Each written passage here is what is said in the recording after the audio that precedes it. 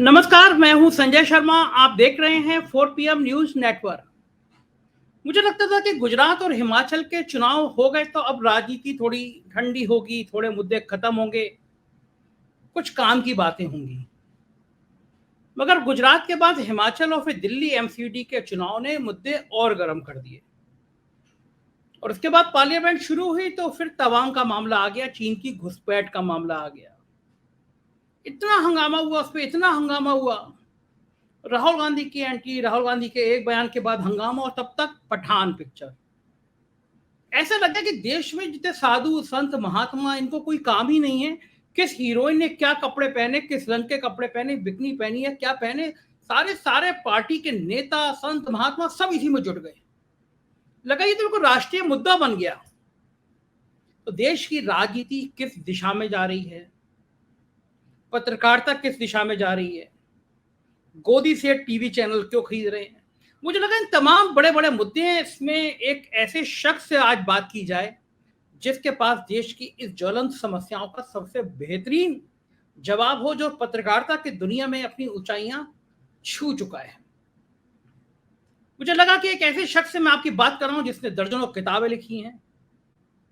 और कोई जब भी चुनाव किसी राज्य का होगा तो तमाम देश के बड़े टीवी चैनल में आप जिन शख्स को देखते हैं, अपने लॉजिकल बातों से जो आपका दिल जीत लेते हैं, ऐसे अभय दुबे जी आज मेरे साथ हैं।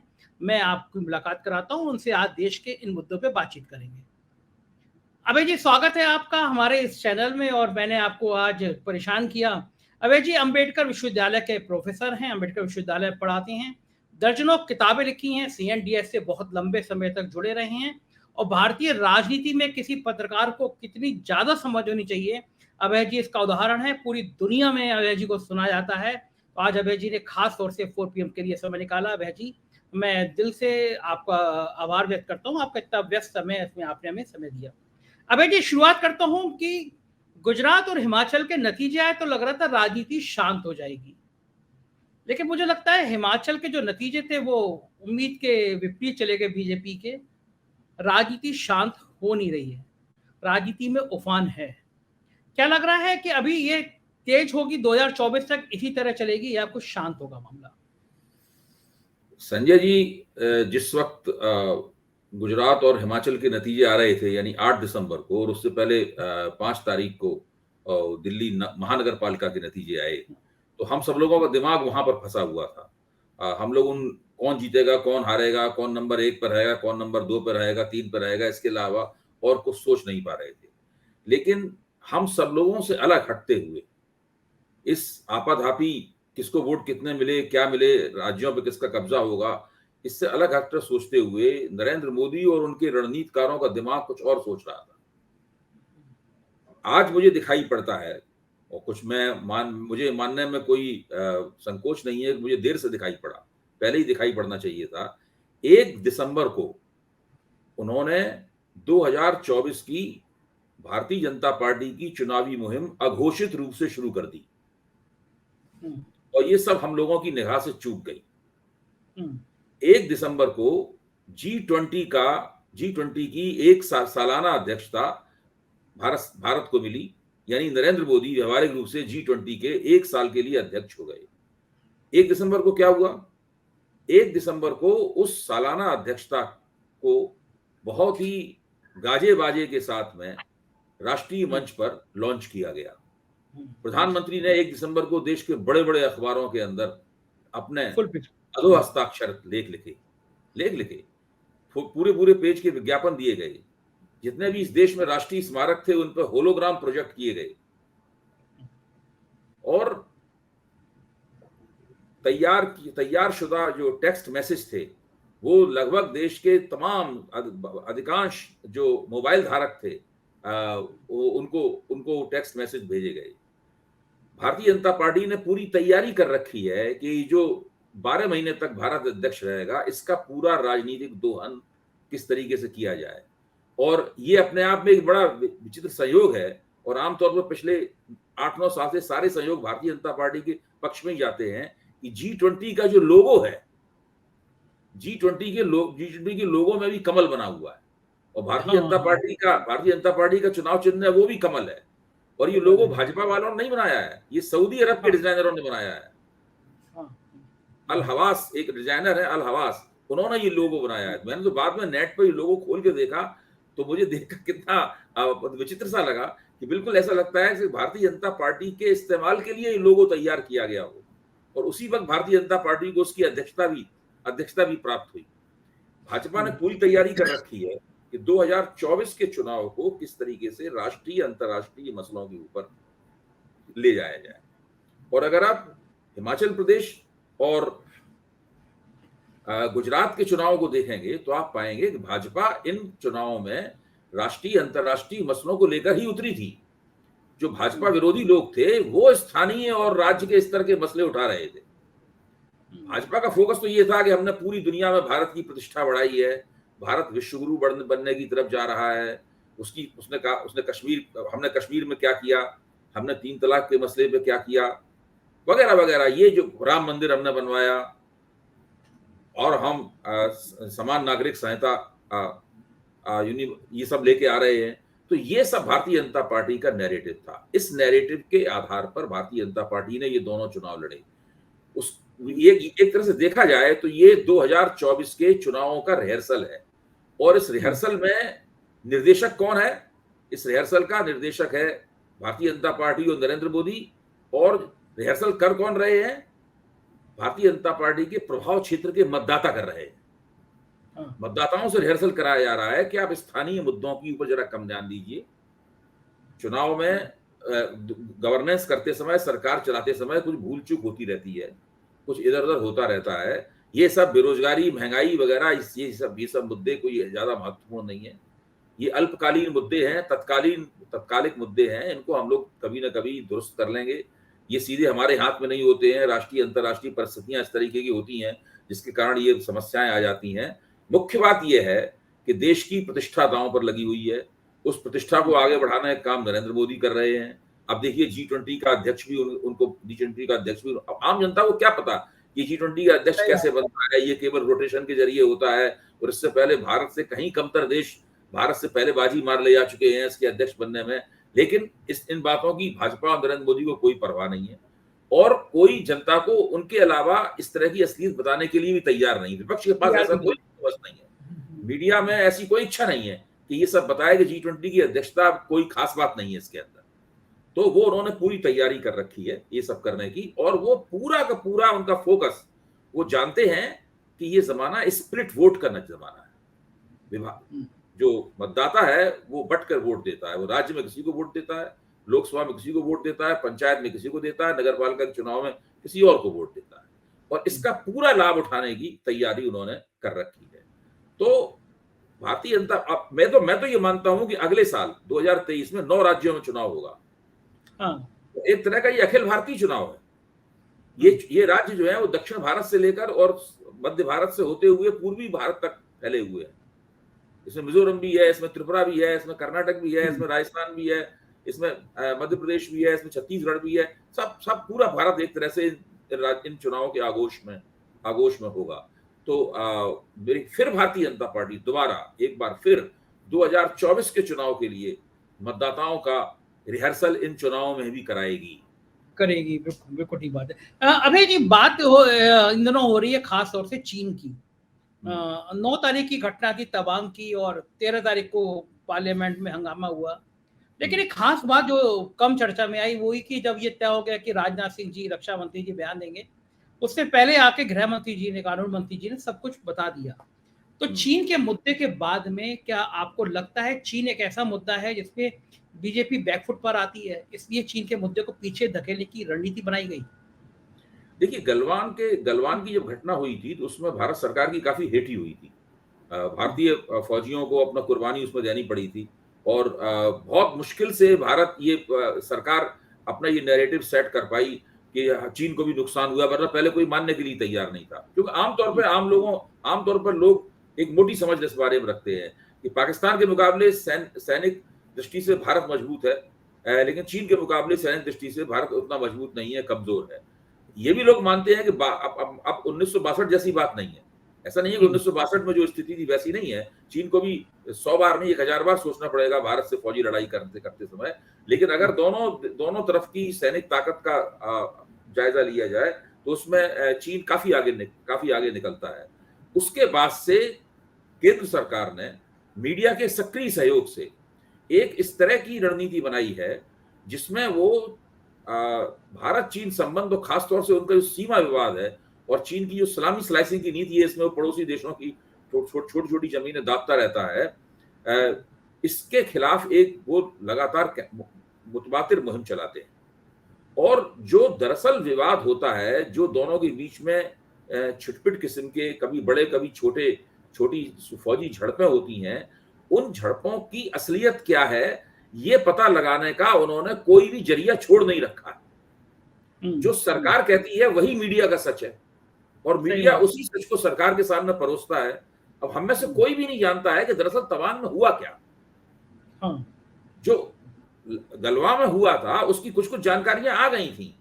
सरकार बहुत सतर्क है, वो कोई जानकारी आपको देना नहीं चाहती और राष्ट्रीय सुरक्षा के नाम पर ये बहुत नाजुक मसला है और भारतीय सेना में बड़ा जीवट है वगैरह इस तरह के। और जो भारत के बड़े सैनिक अधिकारी हैं, मुझे लगता है उनसे भी कहा गया है कि आप इस तरह के बयान देते रहिए कि हम चीन से ज्यादा ताकतवर होते जा रहे हैं, हमारे विमानों की जद में पूरा चीन है। अब जब खासकर जैसे बड़े अखबार में ऊपर ये शीर्षक छपता है या बड़े बड़े अखबारों में छपता है कि भारतीय जो युद्धक विमान है वो गरजे, इस प्रकार की अलंकारिक भाषा का इस्तेमाल होता है और उनकी जद में पूरा का पूरा चीन, तो जो राष्ट्रवादी भावनाएं हैं वो इससे काफी संतुष्ट होती होंगी। ऐसा भारतीय जनता पार्टी की रणनीतिकारों का मामला है। तो दरअसल न मीडिया की तरफ से कोई प्रयास है और न ही मीडिया के लिए इस तरह की कोई गुंजाइश छोड़ी गई है कि भारत और चीन के बीच में जो एक जटिल सीमा विवाद है, उस जटिल सीमा विवाद का जो ताजा तरीन घटनाक्रम है वो सच्चे रूप में जनता के सामने आए। जो सरकार कह देती है वही सब परोस दिया जाता है, उसी को लोग पढ़ लेते हैं और सुन लेते हैं। फिर एक ही दो ही रास्ते रह जाते हैं, या तो हम कहेंगे भाई सरकार का ये जो वर्जन है घटनाओं का, ये वर्जन ठीक नहीं है, इसकी और जांच पड़ताल होनी चाहिए। लेकिन कौन जांच पड़ताल करेगा? कोई बोल भी नहीं सकता। और मुझे ताज्जुब इस बात में होता है कि जो अंतर्राष्ट्रीय मीडिया है उसने भी अभी तक उन घटनाओं का कोई विवरण हमारे सामने नहीं रखा। अगर अंतर्राष्ट्रीय मीडिया उन घटनाओं को विवरण हमारे सामने रख देती तो फिर हम लोग तुलना करके जान पाते कि भाई भारत सरकार ने क्या कहा है, मीडिया में क्या प्रकाशित हुआ है, यहाँ क्या प्रकाशित हुआ है, तब कुछ बात भी बनती। ठीक, बिल्कुल ठीक है। लेकिन अभी एक चीज और बड़ी इस बीच में जब अंतर्राष्ट्रीय घटनाक्रम की बात आई, बिलावल भुट्टो ने एक संयुक्त राष्ट्र संघ में बयान दिया। हर भारत और पाकिस्तान में हमेशा एक दूसरे के खिलाफ बहुत जहर उगलते बयान दिए जाते रहे हैं। बिलावल भुट्टो ने प्रधानमंत्री जी के प्रति बहुत आपत्तिजनक बातें कही, लेकिन बिलावल भुट्टो का वो बयान देश के 80% लोग जानते भी नहीं होंगे कि उसने क्या कहा था। लेकिन कल जो प्रदर्शन हुआ पूरे देश में बीजेपी के लोगों ने प्रदर्शन किया, तो जिनको नहीं भी पता था वो भी जान गए। तो एक बात ये भी सामने आई कि ये जानबूझ के प्रदर्शन इसलिए किया गया कि चीन के मुद्दे पीछे चले जाएं, पाकिस्तान आगे आ जाए, क्योंकि पाकिस्तान पर अटैक करना जैसा आपने कहा बड़ा सुविधाजनक होता है। क्या आपको लगता है बिलावल सहमत हूँ संजय जी, मैं आपकी बात से सहमत हूँ और ये बात मैंने एक मंच पर कही भी है कि इससे मौका मिल गया भाजपा के रणनीतिकारों को फोकस पूरी तरीके से बदलने का। उन्होंने चीन से फोकस हटा के पाकिस्तान पे कर दिया। पाकिस्तान को गरियाना आसान है, पाकिस्तान को आड़े हाथों रहना आसान है और जनता वो भाजपा उम्मीद करती है उससे बड़ी तालियां भी प्राप्त होंगी उसे। तो ये करने का उन्हें मौका मिल गया, बिलावल भुट्टो ने उन्हें मौका दे दिया और इस तरह के मौके पाकिस्तान की तरफ से, आतंकवादियों की तरफ से संयोगवश मैं कहूंगा पहले भी इन लोगों को मिलते रहे। अबे जी, इसी के बीच में पिछले 72 घंटे में एक और बड़ा विवाद देश में चल रहा है। मैं देख रहा हूँ साधु संत जो है, साध्वी संत महाराज अयोध्या के राजू दास जी का बयान सुन के मैं बड़ा हैरान था। आज एक बड़े टीवी चैनल पे कह रहे थे कि उन हीरोइन को, दीपिका को भगवे रंग की बिकनी नहीं पहननी चाहिए। साधु संत साध्वी ये महिलाओं के कपड़ों पे इतना फोकस कर रहे हैं, पठान पे इतना फोकस कर रहे हैं, देश में कोई मुद्दा ही नहीं रह गया। मतलब एक महिला के कपड़े, आप सुबह से रविशंकर, मनोज तिवारी, निरहुआ, इन सबके वीडियो गाने वायरल हो रहे हैं कि इन लोगों ने, रवि किशन ने, निरहुआ ने, मनोज तिवारी ने कैसे डांस किया कि भगवा कपड़े पहने हुए नारी। क्या देश को क्या हो गया? क्या लग रहा है ये सब क्यों होता है? एक महिला के कपड़े वो क्या पहने, किस रंग के पहने, अब क्या ये कोई और तय करेगा? नहीं, असल में है ये कि जो पिछले 8 साल से जिस तरह का विमर्श सार्वजनिक जीवन में बनाया जा रहा है, उस विमर्श के कई पहलू हैं। एक उसका पहलू ये भी, एक तो पहलू यह है कि भारत को अत्याधुनिक देश बनना है, भारत को दुनिया में सबसे आगे जाना है, प्रौद्योगिकी की दृष्टि से, टेक्नोलॉजी की दृष्टि से सबसे आगे बढ़ना है भारत को। एक तो नैरेटिव ये है, लेकिन दूसरी तरफ परंपरा का दामन पकड़कर भारत को लगातार घिसटते जाना है। और जितने भी कंजर्वेटिव आइडियाज होते हैं, जितने भी अंधार आइडियाज होते हैं, जिसमें स्त्रियों को दोष दिया जाता है कि वो अपने कपड़ों की वजह से पुरुषों को उत्तेजित करती हैं, या स्त्रियों को सूरज डूबने के बाद घर से नहीं निकलना चाहिए, वगैरह वगैरह, इस प्रकार की जो बातें की जाती हैं, इन बातों के ऊपर भी लगातार साथ में एक समांतर जोर दिया जाता है। और वो टीम अलग है। देखिए, कई टीमें एक साथ मैदान में खेल रही हैं। एक टीम वो है जो कि आईएफएस अफसरों की है, जो बड़े बड़े मीडिया पंडितों की टीम है, जो बड़े बड़े स्पिन डॉक्टर्स की टीम है। एक तरफ तो वो टीम खेल रही है, दूसरी तरफ वो टीम खेल रही है जो बजरंग दल की टीम है, जो धर्म संसद की टीम है, जो इस तरह के लोगों की टीम है जिन्हें औरत की बिकनी और औरत की स्कर्ट ही नजर आती है। तो ये कई टीमें एक साथ खेलती रहती हैं और एक के बाद एक या साथ साथ इनकी गतिविधियां चलती रहती हैं। ये लोग दरअसल इस तरह के मौकों की तलाश में रहती हैं। जैसे ही ये मौका मिलता है वैसे ही ये अपनी उपस्थिति दर्ज कराती हैं। इसके हो सकता है 3 महीने तक बिल्कुल उनकी आवाज सुनाई न पड़े आपको, तो अचानक कोई और घटना होगी, फिर ये प्रकट हो जाएंगी और फिर से इनकी गतिविधियां शुरू हो जाएंगी। कभी पद्मावती के ऊपर शुरू हो जाती हैं, कभी पृथ्वीराज चौहान के ऊपर शुरू हो जाती हैं, कभी पठान के ऊपर शुरू हो जाती हैं। ये पहली बार नहीं हो रहा है। हम लोग जानते हैं कि मेरे ख्याल से तो पिछले 4-5 साल में न जाने कितनी बार ये हो चुका है। तो इस तरीके से वो आधुनिकता और बहुत ही जिसे कहते हैं कठोर किस्म की परंपरा निष्ठता, संकीर्ण किस्म की परंपरा निष्ठता, इन दोनों के बीच में चाहते हैं कि भारतीय समाज और समाज की आवाजाही होती रहे। तो मैं ये नहीं समझता हूं कि ये मुद्दों से ध्यान भटकाने की बजाय ये दरअसल एक एक एक खास तरह का विमर्श बनाते हैं। इसमें तरह तरह के रंग हैं, उसमें एक रंग ये भी है, और ये रंग बीच बीच में नियोजित रूप से चमक मारता है। लेकिन अभय जी, इन लोगों को मुझे तो बड़ी हैरानी, बाकी किसी की समस्या नहीं है। नरोत्तम मिश्रा गृह मंत्री मध्य प्रदेश के बयान दें, पिक्चर नहीं चलने देंगे, नेता लोग बयान दें, लेकिन मैं ये जो महात्मा है, साध्वी है, खुद गेरुए कपड़े पहने हुए, वो जो भाषा बिकनी, भगवा रंग, संत लोग भी इस लाइन में क्यों लग गए हैं? क्या लगता है आपको? लेकिन ये तो बहुत पुरानी बात है संजय जी, मुझे नहीं लगता ये नई बात है। ये बहुत मुद्दतों से इस तरह का होता रहा है। ये काम बहुत मुद्दतों से होता रहा है। और दरअसल जो आधुनिक और खुला हुआ जीवन जब आता है, एक तरह से आधुनिक तो मैं नहीं कहूंगा, जो खुला जीवन है जिसमें लोग तरह तरह की आजादियों की मांग करते हैं, मनमाफिक कपड़े पहनने की मांग करते हैं, स्त्री भी पुरुष भी मनमाफिक रिश्ते बनाने की मांग करते हैं, ऐसे लोग जब आते हैं और ऐसी दावेदारियां होती हैं, तब ये समाज अपने आप को असुरक्षित महसूस करने लगता है। इसलिए ये समाज इस तरह के मौकों की तलाश में रहता है। और जैसे ही उसे ये मौके मिलते हैं, वैसे ही शाहरुख खान की एक और पहले फिल्म आई थी रईस, आपको याद होगा। रईस के ऊपर भी कुछ इसी से मिलते जुलते विवाद हुए थे, बिल्कुल ऐसे नहीं बल्कि इससे मिलते जुलते विवाद हुए थे। तो कोई मौका तलाश करने की उन्हें बात है। कभी इसमें एक बार पद्मावत के सवाल के ऊपर राजपूत समाज की नुमाइंदगी का दावा करने वाले, समाज तो नहीं कहूंगा, राजपूत समाज की नुमाइंदगी का दावा करने वाले लोगों का एक समूह खड़ा हो गया था और उनके नेता बहुत बड़े पैमाने पर टीवी पर लाए जाते थे। आज उनका कहीं पता नहीं है, वो कहीं नेपथ्य में बैठे हुए प्रतीक्षा कर रहे होंगे अपने मौके की। जैसे मौका मिलेगा वैसे ही किसी साधु को हटा के आप वो वहां पे बैठे हुए नजर आएंगे। तो इस तरह की प्रक्रियाएं लगातार चलती रहती हैं जी। लेकिन अभी जी, ये दुनिया का इकलौता देश है भारत जहाँ पे काम का भी देवता होता है। हमारे यहाँ काम देवता कहे जाते हैं, सेक्स के देवता कहे जाते हैं। खजुराहो के मंदिर हैं जहाँ पे वो सीधे मैथुन करते हुए प्रतिमाएं हैं, लोग दुनिया भर से लोग देखने आते हैं।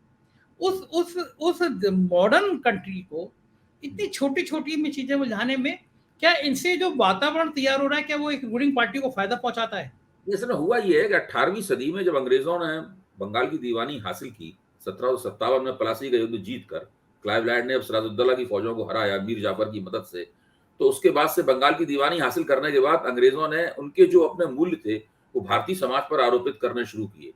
और उस वक्त अंग्रेजी समाज भी विक्टोरियन सेक्सुअलिटी थी, जो विक्टोरियन मॉरलिटी थी, विक्टोरियन मॉरलिटी का हामी था, जिसके अंदर उंगली से लेकर और बिल्कुल नख शिक तक पूरा, बस चाहे स्त्री हो या पुरुष हो, उसका शरीर ढका होना चाहिए।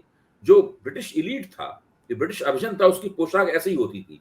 और वो सेक्स के मामले में बहुत ही दब्बू और चुप्पा और छुपकर काम करने वाला और सेक्स को सात पर्दों के बीच पीछे रखने वाली परंपरा थी। इस तरह का पूरा मामला चलता था उसमें। वो विक्टोरियन मॉरलिटी तभी भारतीय समाज ने अंग्रेजों के दबाव में और अंग्रेजों की डिजाइन के मुताबिक एक तरह से आत्मसात कर ली थी। आज भी हम उस विक्टोरियन नैतिकता की जगड़ से नहीं निकले। ये जो बहुत सारे, चाहे वो समलैंगिकता संबंधी कानून हो या दूसरे इस तरह के कानून हो, अभी भारतीय समाज में लंबे अरसे तक क्यों बने रहे, जबकि ब्रिटेन उन कानूनों से बहुत पहले ही छुटकारा प्राप्त कर चुका है।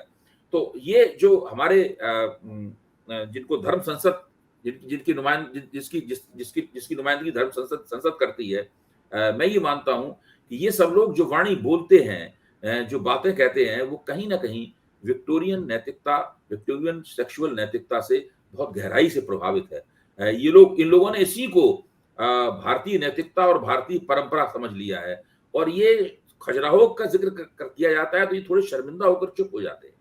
ये उसे गर्व के साथ नहीं अपनाते। इस तरह सोमनाथ के मंदिर को गर्व के साथ अपनाते हैं, इस तरह काशी विश्वनाथ के मंदिर को गर्व के साथ अपनाते हैं, उस तरह खजुराहो को ये गर्व के साथ नहीं अपनाते। वात्स्यायन का कामसूत्र इनके लिए एक बहुत ही महत्वपूर्ण और विद्वत्तापूर्ण ग्रंथ नहीं है। वात्स्यायन के कामसूत्र का जिक्र करने वाले विद्वानों को ये किनारे ढकेलते हैं। तो ये तो कहते हैं कि ये भारतीय समाज की कुछ इस तरह की घटनाएं हैं जिनके ऊपर चुप रहना चाहिए भारतीय अतीत की। लेकिन जो फायदा लेने वाली बात है पॉलिटिकल पार्टी को, वो सिर्फ मुझे लगता है शायद माइलेज मिलता होगा। लेकिन अभी जी एक बड़ी बात और भी ये है कि जो मीडिया है, मेन स्ट्रीम मीडिया जो खुद को कहती है, वहां भी दिन दिन भर ये आग बोलते हुए चीजें दिखाई जाती हैं। एक चैनल था जिसकी हम लोग बात करते थे, लेकिन एक रवीश ने एक नया शब्द निकाल दिया, गोदी सेठ, तो वो चैनल भी गोदी सेठ ने ले लिया। तो लेकिन लगता है कि आपको कि 2024 से पहले जो बची कुछ आवाजें हैं उनको भी बंद करने की ट्राई की जाएगी, कोशिश की जाएगी, खासतौर से यूट्यूब चैनलों के ऊपर वो किस तरह हमला करेंगे इसकी कल्पना अभी मैं नहीं कर पाया हूं। लेकिन वो कुछ कर सकते हैं। उन्हें ये देखना पड़ेगा कि कौन सा कुछ इस तरह की योजना बनाए, इस तरह की डिजाइन बनाए कि किससे केवल जो विरोधी यूट्यूब चैनल हैं, आलोचक यूट्यूब चैनल हैं, वो ही उससे प्रभावित हों, उनके समर्थक यूट्यूब चैनल उनसे प्रभावित ना हो। कि यूट्यूब पे तो सभी लोग चैनल अपना खोल सकते हैं। तो मुझे लगता है कि वो कोशिश करेंगे। लेकिन अभी भी मुझे लगता है कि भाजपा मानती है कि उसके पास अपना नैरेटिव बनाने के और उस नैरेटिव को मतदाताओं के गले उतारने के ज्यादा उपाय हैं, ज्यादा युक्तियां हैं, अधिक संसाधन उनके पास हैं। अभी यूट्यूब चैनलों को मुझे नहीं लगता कि वो अपने लिए एक मुख्य खतरे के रूप में देख रहे हैं। अबे जी, दिल्ली और हिमाचल के नतीजे उम्मीद के विपरीत आए बीजेपी के। आपको लग रहा था कि गुजरात का जश्न इतना होना चाहिए कि सारे मेन स्ट्रीम के चैनल पे सिर्फ गुजरात की बातें हो रही थी, कहीं हिमाचल का जिक्र नहीं, कहीं एमसीडी का जिक्र नहीं। देखिए, ये तो हमें मानना पड़ेगा कि भारतीय जनता पार्टी ने एंटी इनकम्बेंसी का मुकाबला करने की कुछ टेक्नोलॉजी बना ली है। और वो उसमें या तो वो एंटी इनकम्बेंसी को पलट देती है, जैसे गुजरात में वो पलट पाई, इसमें उसे परिस्थितिजन्य लाभ भी प्राप्त हुए, उसके पास योजना भी थी और हालात ने भी उसका साथ दिया। एंटी इनकम्बेंसी का वोट जो है वो दो हिस्सों में बट गया, और खासतौर पर देहातों में दो हिस्सों में बट गया। शहरों में आम आदमी पार्टी भाजपा का वोट इतना नहीं, इस तरह से नहीं काट पाई, लेकिन उसने देहातों में कांग्रेस का वोट काट लिया। तो देहातों में भारतीय जनता पार्टी वहां भी जीत गई जहां वो नहीं जीत पाती थी, और शहरों में उसी तरह जीतती रही जिस तरह वो पहले जीतती थी। इस कारण उसको काफी सीटें प्राप्त हो गई और वोट प्रतिशत भी उसे काफी प्राप्त हुआ। तो ये भारतीय जनता पार्टी को लाभ हुआ। लेकिन हमें मानना पड़ेगा कि दिल्ली महानगर पालिका के चुनाव में उसने बहुत जबरदस्त एंटी इनकम्बेंसी को पलट तो नहीं पाया, लेकिन एक हद तक नरम अवश्य कर दिया।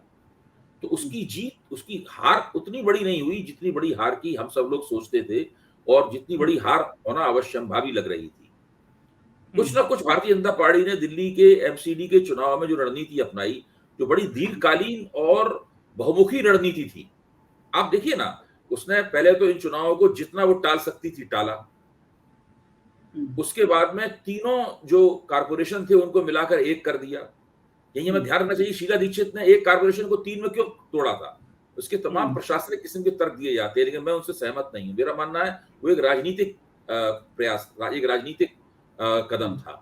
शीला दीक्षित चाहती थी कि तीनों दिल्ली के एक बहुत बड़े विशाल कारपोरेशन का चुना हुआ मेयर मुख्यमंत्री के तौर पर उनको चुनौती न दे पाए, दूसरी चुनी हुई हस्ती के रूप में उनके सामने ना खड़ा हो पाए, इसलिए उन्होंने 3 कमजोर मेयर बना दिए। भाजपा ने इस बात को समझा, भाजपा ने तीनों को जोड़कर ये कोशिश की किसी तरह हमारा मेयर चुन जाए तो हम अरविंद केजरीवाल को विधानसभा चुनाव में तो नहीं हरा पाते, लेकिन उनके मुकाबले हम एक चुना हुआ मेयर खड़ा कर देंगे जो उनकी चुनी हुई शख्सियत के मुकाबले।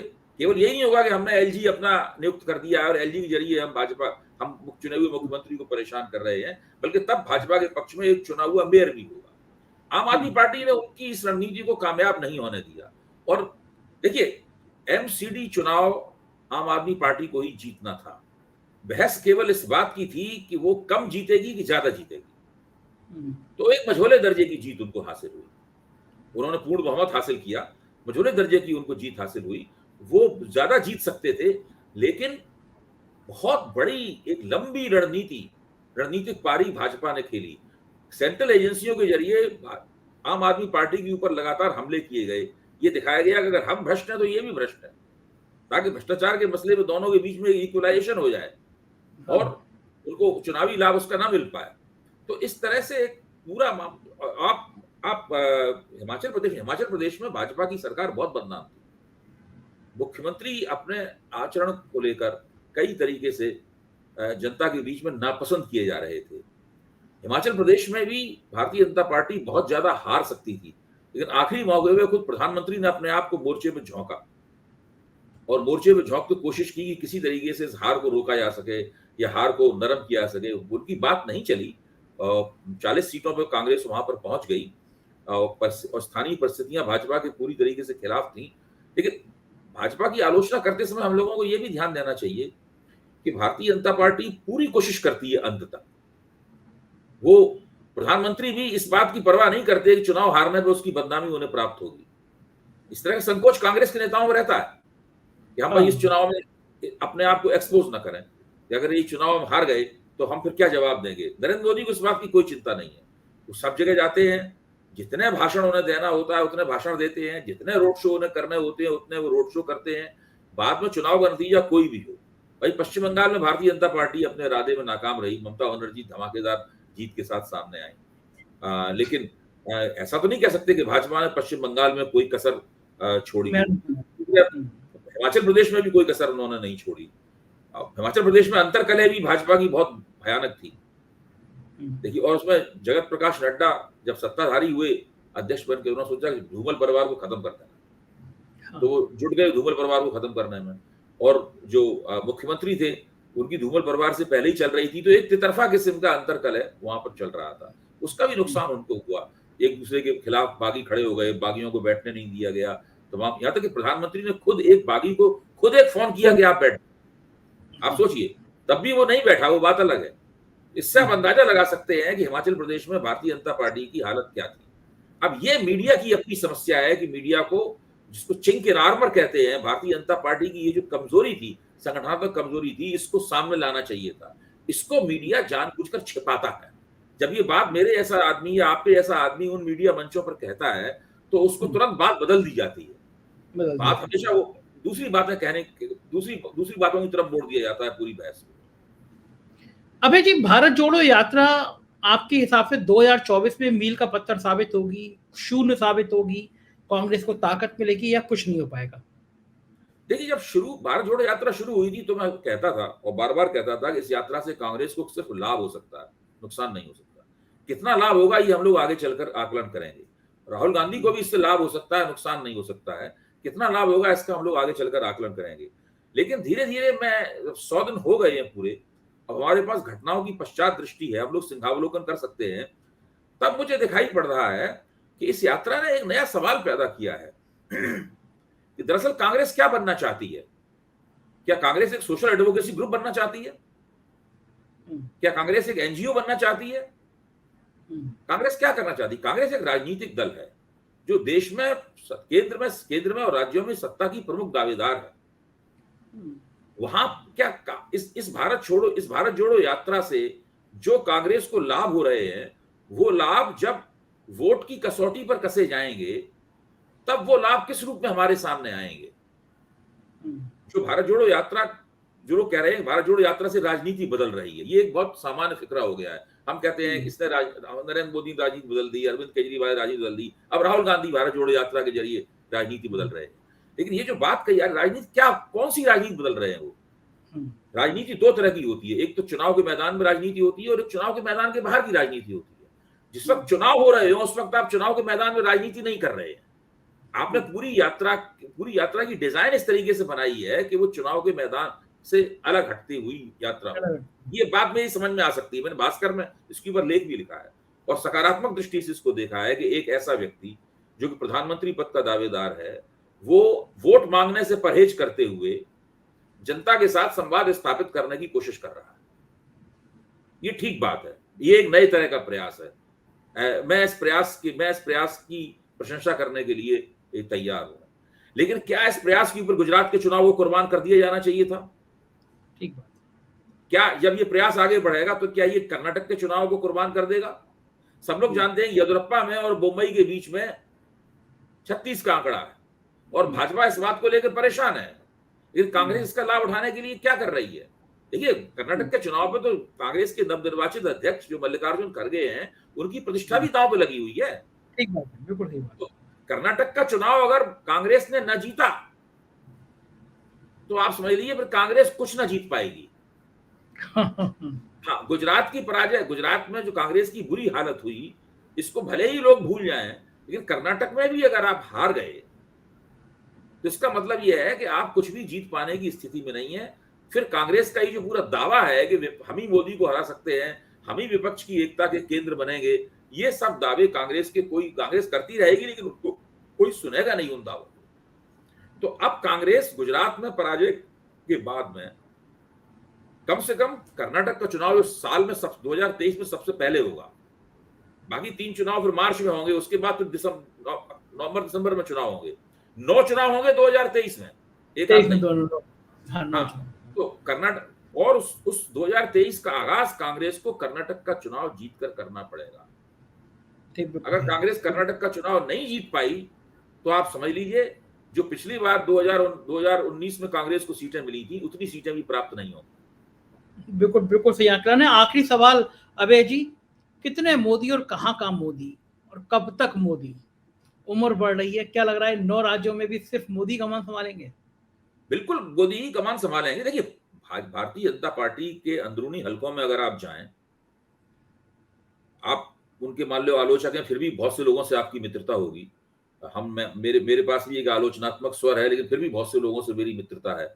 जब मैं लोगों से पूछता हूं, बात करता हूं, सब लोग कहते हैं कि ऐसा कंट्रोल और कैप्चर भारतीय जनता करने वाला कोई नेता भारतीय जनता पार्टी में पहले कभी नहीं आया। सबसे पहले उन्होंने संगठन को कैप्चर और कंट्रोल किया, उसके बाद में सभी संस्थाओं में कंट्रोल और कैप्चर का रवैया शुरू किया। तो वो अभी उनसे किसी पत्रकार ने पूछा था, मैं नाम भूल रहा हूं उनका, कि आप 2 बार प्रधानमंत्री रह लिए, अब और क्या है, आप शीर्ष पर है और इससे ज्यादा क्या आप हासिल कर सकते हैं? तो मोदी ने कहा कि मैं अलग धातु का बना हुआ हूं, मैं रिटायर होने वाला नहीं हूं। मेरा तो मानना है कि न केवल वो 2024 में चुनाव लड़ेंगे, बल्कि वो 2024 के बाद 2029 को भी 29 का चुनाव लड़ने की भी इच्छा रखते होंगे। क्योंकि राजा जो होता है वो स्वयं नियम दूसरों के लिए बनाता है, लेकिन खुद को नियमों से ऊपर रखता है। ये जो उम्र का जो प्रतिबंध है, ये तो दूसरों के लिए है, उनके लिए नहीं है, जिनको जनता अपना सिरमौर मानती है। तो अभी मोदी जी रहने वाले हैं बहुत लंबे अरसे तक। कब तक रहेंगे ऐसी कोई भविष्यवाणी हम लोग नहीं कर सकते। उनका स्वास्थ्य मोटे तौर पे ठीक है, जो हम लोग उन्हें टीवी पर और दूसरी जगहों पर देखते हैं, मीडिया में देखते हैं, तो वहां देख के उन्हें लगता नहीं है कि उनकी उम्र बढ़ रही है। यही लगता है कि अभी वो हाँ, बिल्कुल ठीक, बिल्कुल सही कह रहे हैं। और स्वास्थ्य के हिसाब से भी वो ठीक रहते, आवाज भी उनकी कमजोर नहीं पड़ी है, वो भाषण वगैरह देने में भी नहीं लगता है कि उनकी आवाज कमजोर हुई है। तो ऐसे मुझे लगता है कि अभी लंबे अरसे तक वो भाजपा का नेतृत्व करना जारी रखेंगे। और उनके जो मुख्य लेफ्टिनेंट हैं अमित शाह की उम्र तो काफी कम है, और अमित शाह तो काफी अरसे तक अभी मोदी जी के साथ कदम से कदम मिलाकर वो भाजपा का नेतृत्व करना जारी रखेंगे। तो ये थे अभय दुबे जी, और हम लोग बात कर रहे थे कि देश की राजनीति किस दिशा में जा रही है। मुझको यकीन है कि अभय दुबे जी की ये बातें आपको समझ में आई होगी, और वास्तव में ये 2023 बहुत महत्वपूर्ण है भारतीय जनता पार्टी के लिए भी और विपक्ष के लिए भी। 9 राज्यों में चुनाव हैं, हमारी निगाह बनी रहेगी और बहुत जल्दी आप इन राज्यों में भी 4 PM देखेंगे। तो प्यार दीजिएगा, सब्सक्राइब करिएगा। उत्तर प्रदेश की खबरें देखना हो तो 4 PM यूपी, बिहार की खबरें देखना हो 4 PM बिहार, और गुजरात की खबरें देखना हो तो 4 PM गुजरात को सब्सक्राइब करिएगा। शुक्रिया, धन्यवाद।